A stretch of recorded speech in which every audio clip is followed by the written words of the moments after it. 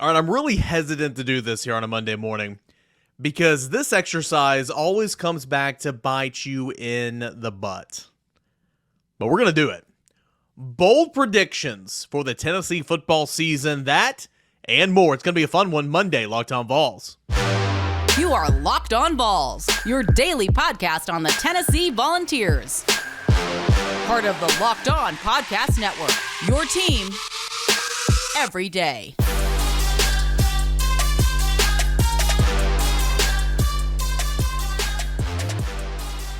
Hey everybody, good Monday morning and welcome into it. This is Locked On Vols. It is your team every single day. We're a part of the Locked On Podcast Network, talking Tennessee Volunteers 30 minutes or less, sometimes maybe a minute or two over, 5 days a week right here on the YouTube channel. And of course, wherever you listen to your podcast. I'm your host, Eric Kane. It's going to be a fun show today. Again, like I said in the cold open, we're going to play some hypotheticals here on a Monday, all right? Bold predictions in a matter of seconds. Offensive line update in segment 2, and then Joe Milton over who? We're going to run through the presumed starting quarterbacks in the SEC this year, and we're going to say, would we rather have Joe Milton or this quarterback? So it's going to be a whole lot of fun here on a Monday, and I appreciate you guys for being here. Don't forget Twitter Tuesday. That's coming up tomorrow. Questions, comments, concerns, anything you guys have on Tennessee Fall Camp, send them to me at _Caner and at Locked On Vols. All right, so let's get into bold predictions.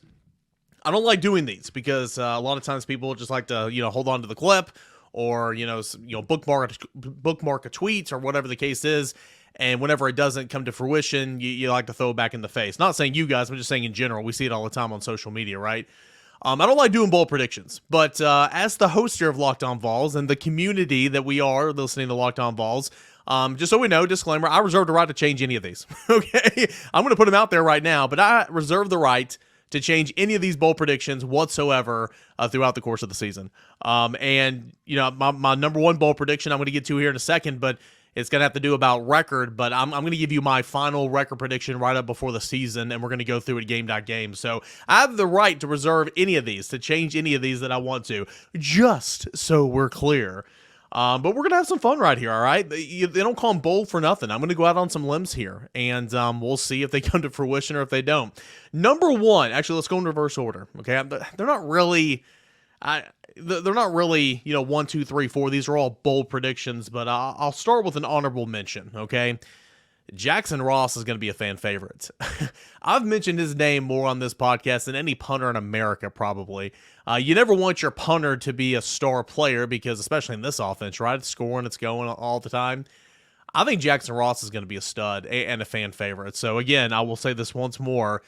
Fans will learn the name Jackson Ross, and I think you guys will like him the more media that he does. So, honorable mention, Jackson Ross will be a fan favorite. Number 5. This is super bold, and hear me out. Arian Carter will be a freshman All-American. Now, you guys probably hear that and say, well, duh, he was, a five-star prospect. Alabama wanted him, all this type of stuff. Why wouldn't he fall into that category? But, I think a lot of the times, as fans and as media, we get too caught up in who is the starter. At quarterback, you have one starter and one guy that plays. Okay, at offensive line, typically you have 5 starters. In this offense, you have 3 starting wide receivers, but there's 4 guys this year. I'm intrigued to see how that works. But typically, every other position of football is rotational, especially defense. Arian Carter, if all's healthy, will not be a starting linebacker, but that doesn't mean he can't play 20 to 25 to 30 to 35 to 40, maybe even upwards of 50 snaps a game if the situation calls for it. He's going to play a ton. And I think because he's going to play a ton, he's going to rack up some tackles, make some plays. I think Arian Carter is going to be a freshman All-American at the linebacker position. That's my number 1 bold prediction. Let's go, again, working in reverse order here. Number 4, a lot of you guys are going to like this one. Kamal Hadden will lead Tennessee in interceptions. With the season start of the day, I believe Kamal Hadden would be a starting cornerback. That does not mean that you won't see Brandon Turnage. You won't see Gabe Judy-Lawley. This is, taking into account that Danico Slaughter's the other cornerback. This doesn't mean that you won't see Jordan Matthews or Ricky Gibson on occasion, potentially. Again, there's a lot of competition in that cornerback room. Kamal Hadden, in my opinion, same for Joe Milton. Like, if he's at his best, Kamal Hadden's the best guy in the room. But as we saw, super inconsistent last year. Talked way too much trash last year. I get it. It was annoying. It was frustrating as a fan, as a media member covering it. It was super annoying watching him go about that South Carolina game. It is what it is. But Kamal Hadden, I believe, even though it's a rotational position, and I think he'll start, but there'll be a lot of guys playing that position, in my opinion. I think he has the best athletic ability, going up, timing things up, going to get some interceptions. He had an interception in 2021. He had 2 last year. I think Kamal Hadden will lead Tennessee in interceptions this year. It's a bold prediction for sure. Number 3, again, working in reverse order. Ollie Lane will start week 1 somewhere. Ollie Lane is going to be a starting offensive lineman, in my opinion, to start the season. And, we'll get into more offensive line. We'll give an O-line update in segment number 2, and we'll get more in depth on this. But obviously, there's an injury to Cooper Mays right now, and he's sidelined for a couple of weeks. Josh Heupel believes he'll be getting closer and healthier and hopes to be ready for kickoff against Virginia. But, what if he's not ready for Virginia? What if he's not ready to play week 1? Ollie Lane is repping with the ones right now as the center because they're trying to find a backup center, and they are not leaving any rock unturned, if you will. Ollie Lane's going to be with the 1. So say Cooper Mays doesn't play week 1. Ollie Lane will be your starting center, in my opinion. Say Cooper Mays is back and ready to roll, and if all is healthy, Cooper Mays your starting center, obviously. Who's going to play left guard?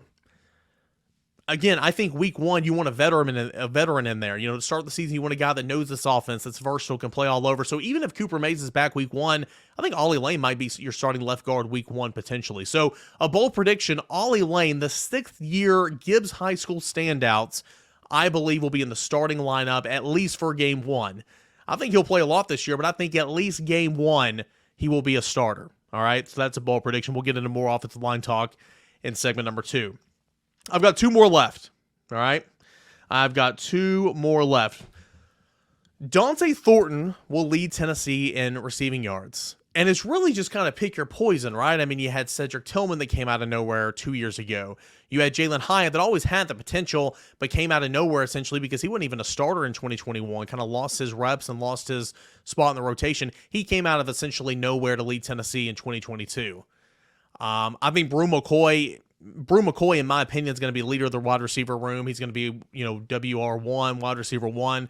I think Squirrel White's going to play a lot. Don't get me wrong, just because I'm saying this about Dont'e Thornton, I think Squirrel White's going to play a lot. I'm so intrigued because they have 4 starting wide receivers, but Tennessee plays only 3 receivers. I think they're all 4 going to play, though. Maybe not at the same time, but depending on snaps, you get a break here on this drive, yada, yada. Ramel Keaton, steady Eddie, right? He's going to be out there. I think Dont'e Thornton out of the slot and his versatility to stay on the field and move to the outside, I think he'll lead Tennessee in receiving this year. Explosive, long. If all goes well, he'll play this year and go to the NFL. So we will see. Again, you got to go do it. You got to go produce, right? But I think Dont'e Thornton is going to be Tennessee's leading receiver. That is a bold prediction.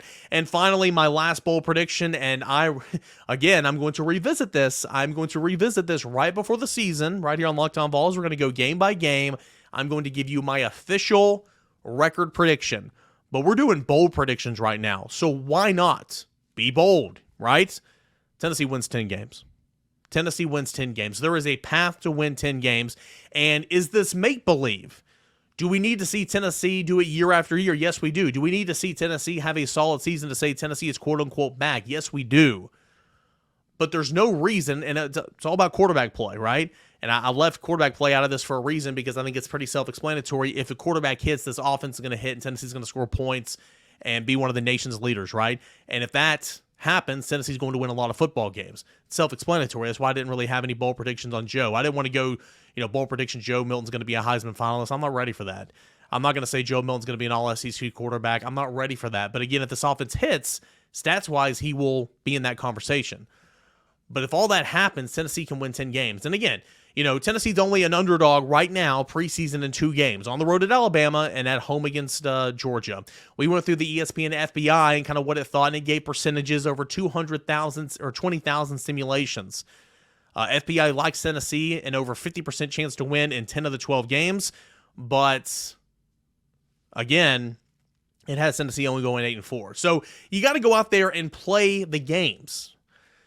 South Carolina, let's start in order. Let's go chronological order here. On the road at Florida is going to be tremendously tough. But I had news for you. This year, in my opinion, Florida's not going to be good. Now, they're not going to be bad for long, but they don't have a quarterback. The quarterback's awful, in my opinion. Okay, team's more than a quarterback. I recognize that. On the road to plays House of Horrors you hadn't won since 03. It's going to be tough. But if you don't beat Florida this year, what are you doing, in my opinion? All right, that's going to be tough. At home against South Carolina is going to be tough because South Carolina is a pretty good team. They whipped that tail last year, but it's at home. Revenge, Neyland Stadium. I think Tennessee's the better team to begin with. But still, that's going to be a tough game. A&M after the bye is going to be a tough game. Alabama, obviously. On the road to Kentucky is going to be a tough game. And then, obviously, Georgia. So there were some toss-up games in there. But I do believe Tennessee has a roster right now and has the ability to where it can win 10 games. Bold prediction, 10 games. We don't call them bold for no reason, right?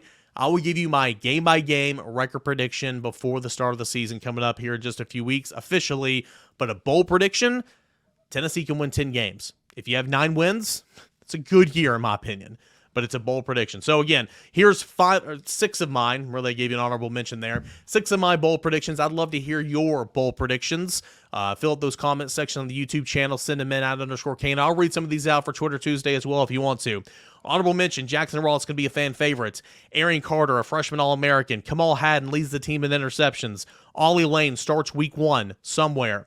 Dont'e Thornton leads the team in receiving, and Tennessee wins 10 games. Those are my 10 predictions. We'll love to hear what yours is, so send them in for a little Twitter Tuesday that's coming up on tomorrow's show. But one of those about Ollie Lane, we kind of got into the offensive line conversation. We're going to dive back into it here in just a moment. What's the update on the offensive line for the University of Tennessee? There's a lot of moving pieces, obviously with the injury with Cooper Mays right now, but that left guard, Gerald Mincy, all that coming up. What's this offensive line look like? That and more right here on Locked On Vols. These days, every new potential hire can feel like a high-stakes wager for your small business. You want to be 100% certain that you have access to the best qualified candidates available. That's why you got to try out LinkedIn Jobs. LinkedIn Jobs helps you find the right people for your team faster and for free. We've all been in those positions where we're trying to take a step in our career. We put our resume online to LinkedIn Jobs and see if they can help us find the next stepping stone in our career, the next, or maybe a dream job, right? Maybe you have your dream job right now. Maybe you have a small business, but you need some help, and you need people that are trustworthy and obviously qualified to help you run your business that you worked your tail off for. You can find those people like simple tools to screening questions, make it easy to focus on people who are qualified and who you can hire that have those right skills. It is why small businesses rank LinkedIn Jobs #1 in delivering qualified hires versus its leading competitors. LinkedIn Jobs helps you find qualified candidates you want to talk to faster and for free. Post your job for free at LinkedIn.com/LockedOnCollege. That is LinkedIn.com/LockedOnCollege to post your job for free. Terms and conditions do apply. All right, guys, welcome back into it. Locked On Vols here on a Monday. Hope each and every one of you guys had a great weekend. Relax, kind of recharge the batteries. Tennessee football was practicing, had the scrimmage on Thursday, had an off day Friday, practice Saturday, practice Sunday, off day today. We'll practice tomorrow. Scrimmage number 2 is on Wednesday. And, man, we're just continuing on right now. They're at that point in fall camp where it's like, all right, everything's redundant right now. We're getting tired, slowly but surely. Students are going to be making their way back on campus. There's going to be a lot of eye candy, some distractions. So everybody gets to that point in camp where it's like, all right, let's get a move on here. We're not officially to the point to where it's like, let's be done and play, but there's obviously still a lot of work to do. But they've been getting after it. 10 practices in the books already. Scrimmage number 2 coming up on Wednesday. And we're breaking it all down here, right here on Locked On Vols. Twitter Tuesday coming up tomorrow. Getting in those questions, comments, concerns. Offensive line could be a concern, right? I don't want to blow anything out of proportion. That's not my style. I still think that there's time to figure it out. I still think that there's plenty of repetitions. I think that there's some growth in some players. But no doubt about it. I mean, a huge question, not only coming into camp, but even 10 practices in at camp right now.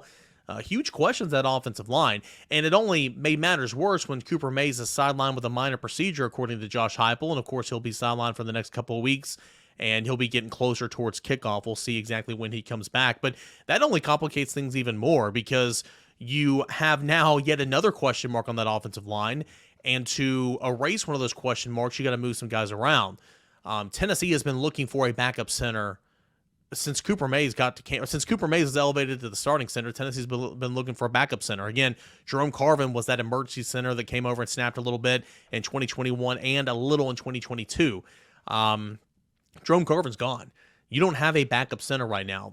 Tennessee pushed and pushed and pushed Addison Nichols in spring practice to be that backup center, and he's been working and working and working, and he's still working to snap the football and to be that backup center. But it's progress, right? You don't just snap your fingers and someone's ready to go and play, especially in this type of offense where the center controls the tempo. The center starts it all, right? It's not the quarterback, it's the center.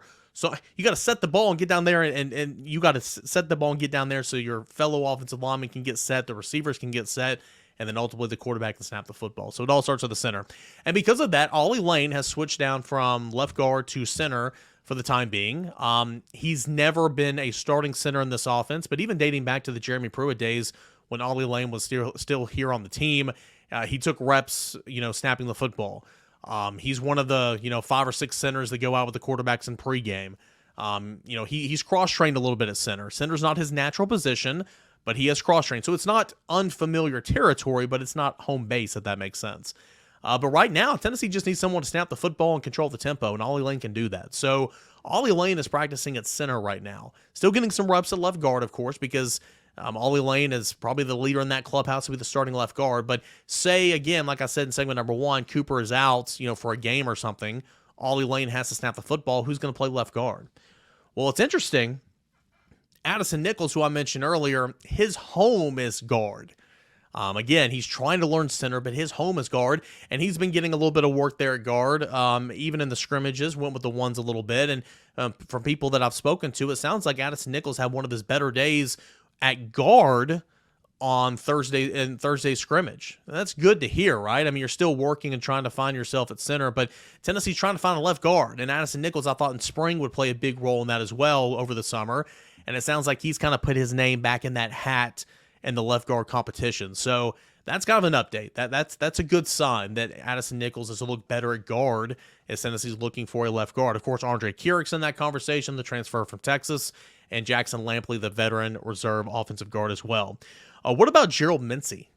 Gerald Mincey for the first 6-7 practices of fall camp.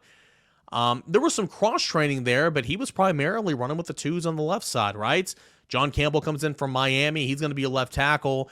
And Gerald Mincey, who has always been a left side player, has been running with the twos on the left side, with J.J. Crawford running with the ones on the right side at right tackle, along with Dane Davis behind him. Gerald Mincey is more physically gifted than maybe anybody in that offensive line, but it's about buy-in. It's about, it's a tough switch going from the left side to the right side. Imagine, I'm right-handed, right? I'm sure you are as well. There's not many left-handed people out there. But if you are a right-handed person and you're writing something with your right hand, imagine someone coming up and saying, all right, do that, but write it with your left hand.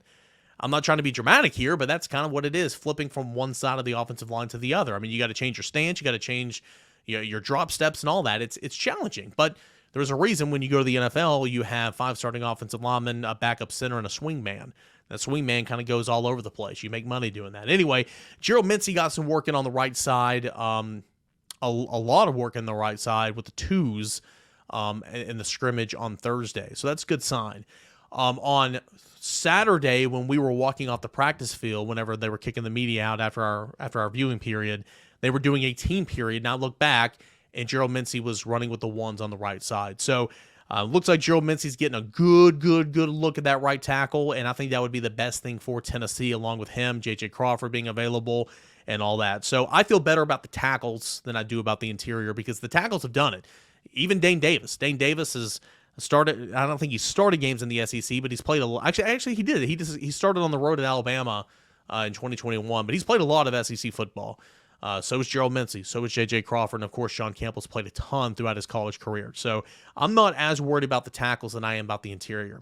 Last note I'll have right here, speaking of Dane Davis, there were some videos circulating around from Saturday morning's practice of Davis snapping the football. I got to be honest with you. We get 20 minutes and like 7 minutes of those is of them stretching. And so we only get like 13 minutes, maybe 12 minutes to consume 3 different fields, defense way over here, offense over here, shoot video, take notes, and all that type of stuff. So you miss a lot is what I'm trying to say. I didn't see Dane Davis snapping the football. Doesn't surprise me, though. Again, Tennessee's trying to leave no stone unturned. They're trying to find a backup center, and if he's over there snapping the football, they're just trying everything, just really trying to find someone that they can count on if push comes to shove. Dane Davis has also been a guy, a veteran offensive lineman in this system. Native of Bluff City. I like Dane a lot. I've always been a supporter and rooting for Dane Davis. I want to see him play. He's repped some guard throughout his time. Again, he's a tackle, but he's also repped some guard throughout his years here at Tennessee. So I think with Dane Davis, they are, you're repping at the right side of right tackle. You can play left side tackle if push comes to shove, getting some reps at guard, snapping the football a little bit. They're just trying to make sure he's ready so he can be that swing man, if you will. So offensive line, again, a lot of questions, but I wrote about this at VolQuest.com. Versatility is the name of the game, and Tennessee's got versatile options available in the meantime to try to figure some things out. So as we know, nothing can be done without a steady offensive line. Tennessee, in my opinion, had the best offensive line in the country last year. Why? I know it didn't win the Joe Moore Award, which is given out to the nation's best offensive line unit, but why do I think Tennessee had the best offensive line last year? Because Tennessee had the best offense in the country, scoring offense and total offense. The only team in the country to average over 200 yards passing and 300 yards passing and 200 yards rushing in games last year. That's why. It's huge. It's huge, right? We'll see how that materializes. Still, we're midway through August right now, August the 14th. Tennessee doesn't play until September the 2nd, so a lot of time to figure some things out. And, of course, a lot of that has to deal with the availability of Cooper Mays as he gets closer and closer to ready by kickoff. All right, when we come back, Joe Milton over who? What I mean by that is, how many of the starting quarterbacks in the SEC would you take Joe Milton over if we're saying this quarterback to Joe Milton? We'll have that conversation. It's hypothetical. Let's have some fun with it next, right here on Locked On Vols. All right, we've got a final segment left here of this Monday edition of Locked On Vols. Don't forget, Twitcher Tuesday coming up tomorrow. It's when you everydayers get to take over the show. Shout out everydayers. Couldn't do it without you. Let's have fun here. This is super, super hypothetical. There's no right or wrong answer. I will say something that you don't agree with, and you will be pissed at me because that's how we are as sports fans. But that's every day, right? This is super, super hypothetical. And again, there's no right or wrong answer to a lot of these. But I'll give my opinion, and I would love to hear yours. Joe Milton over who? Who are you taking Joe Milton over in the SEC? I think we can all agree that if Joe Milton, plays to his best potential, reaches his potential, he's got the strongest arm in college football, he looks like Cam Newton, I think we can all agree that if Joe Milton played up to what he's capable of playing, he's the most dangerous quarterback in the country. Yes, I agree with that. I'm sure you do too. I think he's taken strides. I think he's improved. I think his accuracy's improved a lot. I think he's put some touches on his deep throws. I saw that on Saturday, and I think he's improved. He's not the same quarterback that lost his job at Michigan. He's not the same quarterback that was a little all over the place to start the 2021 season that, really, in my opinion, looking back on it, man, he just kind of showed up and was named the starting quarterback. I know it didn't go down just like that, but, that's kind of like what it was, right? He's a different quarterback. I'm a different broadcaster than I was 2 years ago. I hope to think I'm better, right? I hope to think I continue to reinvent myself, and I think Joe Milton's done that as well. But heading into the 2023 season, to where we haven't seen it go week after week after week, the Clemson game in the Orange Bowl was great. He looked awesome, but if they played the next week, what would he have looked like? And the week after that, again, that's my biggest question about Joe, and I've said it countless times. So, Joe Milton, what we've seen so far right now against these quarterbacks. Let's go in reverse order because it's going to be, increasingly more difficult as we go down the list. My opinion, the worst presumed starting quarterback in the SEC is Graham Mertz at Florida, formerly of Wisconsin. I will take Joe Milton over Graham Mertz in a heartbeat. I think you'd agree as well. A.J. Swan at Vanderbilt. I think A.J. Swan's got some really good talent. I do. I would still take Joe Milton over A.J. Swan. I think you would as well. Brady Cook at Missouri. Another guy that's got some talent, right? He can run a little bit. He has not always had the best weapons and everything, but I would take Joe Milton over Brady Cook, and I think you would as well. Peyton Thorne, new quarterback at Auburn. What he did at Michigan State in 2021 was pretty solid, but what he did last year, big time question marks. I would take Joe Milton over Peyton Thorne. Connor Wagman had a lot of praise. It looked pretty good, but he only played in 6 games, started 5 games. Sample size isn't quite there yet. I think Connor Wagman's going to be pretty solid. But at this stage in their careers, I would take Joe Milton over Connor Wagman for the 2023 season, and I think you'd as well. We're all in agreement right now, right? I'm sure there's some disagreement. But again, the way I'm looking at it, make it your own. To start out the season, what we know about these quarterbacks right now, starting out the season for 2023. I'm not talking 5 years from now. Connor Wagman, I think, is going to be a stud in the SEC. I do. But I'm talking 2023 season. Jalen Milroe, Joe Milton, I'm taking Joe Milton because I think, sure, Jalen Milroe can run a little bit better than Joe Milton, but I think Joe Milton can do everything else better than Jalen Milroe. That's who I'm presuming in this exercise is Alabama's quarterback. I don't know enough about Ty Simpson. I haven't seen him play enough. So I would say Joe Milton over Ty Simpson right now as well. Tyler Buckner for sure. I don't think he's good. Jackson Dart, Ole Miss. That's interesting. I think Jackson Dart's okay. I think that he's got ability, and I think that he could be good, like really good. But again, there's been some inconsistencies there, and throughout his year last year at Ole Miss, I think Ole Miss has helped him out a lot with some weapons and everything.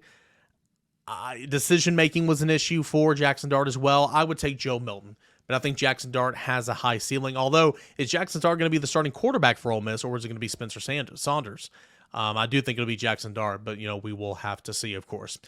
Here's an interesting one, Will Rogers, and I think it's all dependent on system. I like Will Rogers. I think he's a stud. I understand the air raid offense from Leach, may he rest in peace. He's thrown for a crap ton of yards. What's he look like in a new system? We'll get a little glimpse of that this year. I think all around ability to impact the game, especially in Josh Heupel's offense, I will take Joe Milton. Okay, we're getting to the point now to where it's just Joe Milton. At some point, we're going to have to take the other quarterback, right? I'm not going to do it right here. That's unfair to him. The media-proclaimed 2021 Heisman Trophy winner before the 2021 season kicked off, Spencer Rattler. Lost the starting job at Oklahoma, came over, was so inconsistent up until the month of November when he went off. Give him credit. He went off. He played well. We know that right here very, very much, right? But boy, there was some bad football from Spencer Rattler in between, right?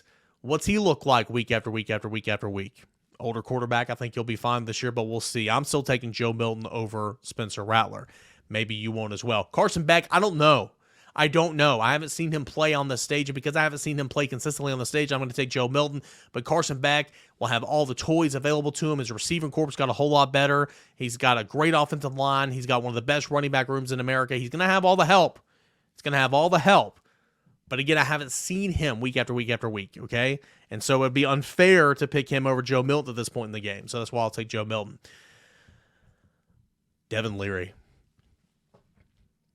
And here's where I'll make a lot of people mad. Devin Leary, I think, is a stud. Okay? He tore his pec last year. Even before, the injury in 5 games or whatever. I think he had NC State at a 4-1 record, had 12 touchdowns or whatever.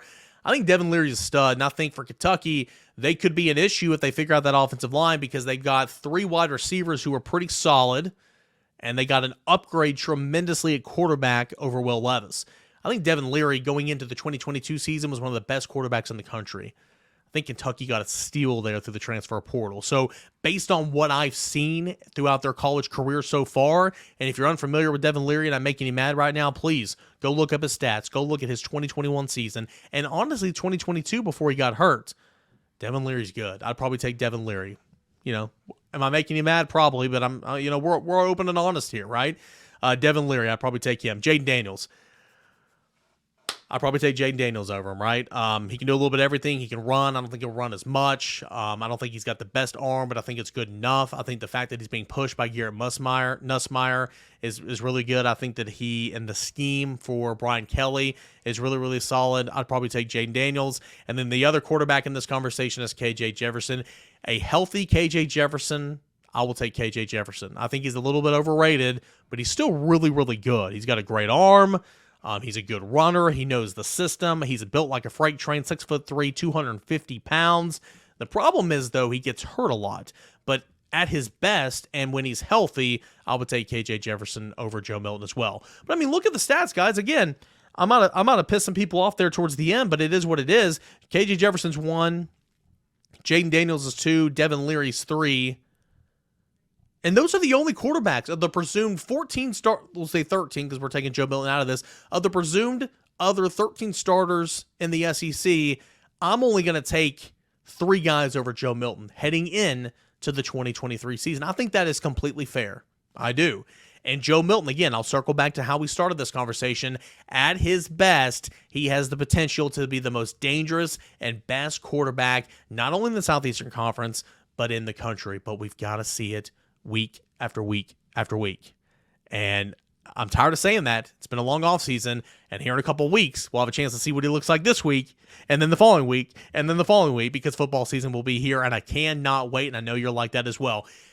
Had a whole lot of fun talking some hypotheticals, talking some bold predictions. I really feel like this is going to be one of y'all's favorite shows as well. Hopefully it will be, because it's been one of mine. It's fun to go out there on the ledge and kind of talk about some things. I showed you my work. If you want to disagree, or if you want to agree or whatever, Twitter Tuesdays tomorrow. Send me in what you think about Joe Milton stacked up against the other SEC quarterbacks. Some bold predictions about Tennessee this year. Show your work. We'll talk about it tomorrow right here on Locked On Vols. Also, concerns, questions you may have, Tennessee fall camp. It's when you, the everydayer, gets to take over the show every Tuesday, mailbag edition. Hit up those comment sections on the YouTube channel @_Kaner, @LockedOnVols. Tweet me, send me in some DMs, whatever you guys want. Let's get in those questions, and we'll talk about it on tomorrow's show. Can't thank you enough for being here, guys. If you haven't already, please subscribe to Locked On Vols on the YouTube channel. You guys are incredible. I can't believe I didn't open the show like this. I'm so sorry. Over the weekend, we hit 8K. The goal was 8K by opening day, but because of you guys, we hit it early. Thank you so much. Y'all are incredible. As always, you can subscribe on Locked On Vols on the YouTube channel and wherever you get your podcast listening-wise. Until tomorrow, stay safe. Enjoy the rest of your Monday. This has been Locked On Vols.